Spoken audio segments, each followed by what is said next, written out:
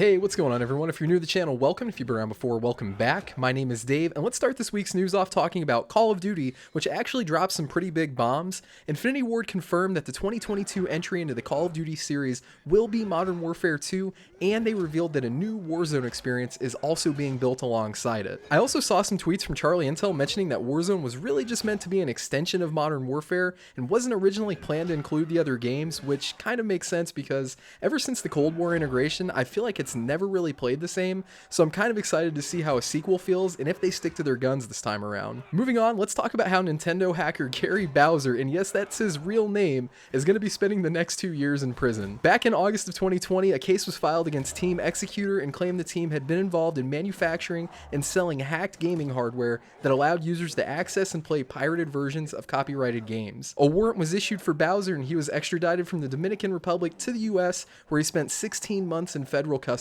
On February 10th, 2022, he was sentenced to 40 months in prison after pleading guilty and is getting time served on the 16 he already did, so that leaves him with 24 months in prison. I think by now everyone knows when it comes to copyright, Nintendo really doesn't fuck around, and what this guy pled guilty to had to have an impact on their business in some way. So your words of wisdom here, kids, is don't steal and don't mess with Nintendo. Finally, let's talk about the news I'm most excited about, the announcement of Grand Theft Auto 6. Rockstar's finally confirmed that the game is not only in development, but is also well underway. We don't get a whole lot more than that right now, but it's nice to know that we're closer rather than further from another game in the series. It's worth noting that we're probably still a ways away from this game dropping, and honestly, I'd be surprised if we get it any time before 2024. GTA 5 dropped in September of 2013, so maybe we get a late 2023 release announcement, but I would expect that to get pushed back like a lot of games and come out the following year. Anyway, that's it for this week. Let me know what you guys think about these stories. If you're new around here, definitely subscribe, ring that bell, and I'll see you on the next one. Peace.